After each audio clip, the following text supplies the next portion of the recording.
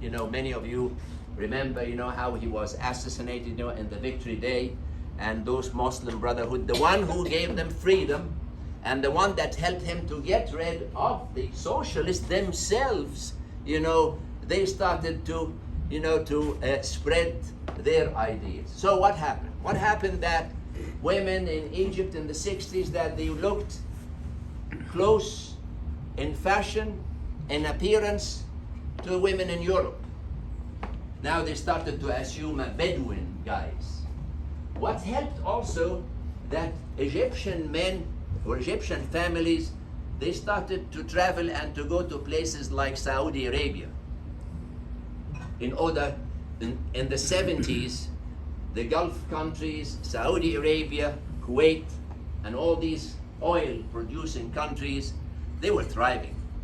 And it was a chance for an Egyptian guy to go and to work in Saudi Arabia for a few years, so to make some money, and then come back here and build the house or whatever. But this came at a hefty cost.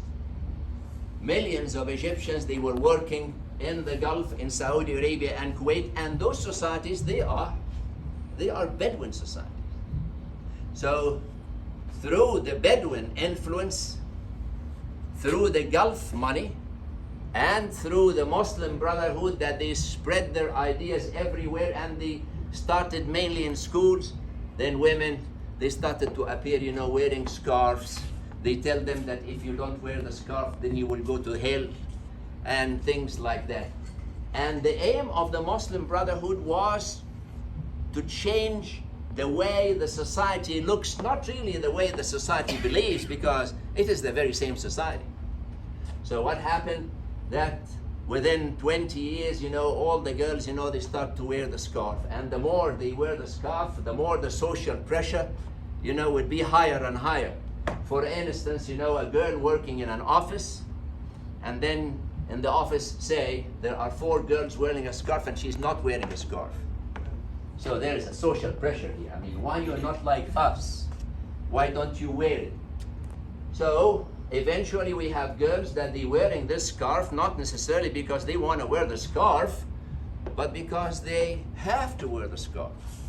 Because there is a social pressure or a work pressure, and sometimes there's a family pressure to wear the scarf. Does she believe in the scarf? It doesn't really mean anything, but she has to wear it, because this is the way things are.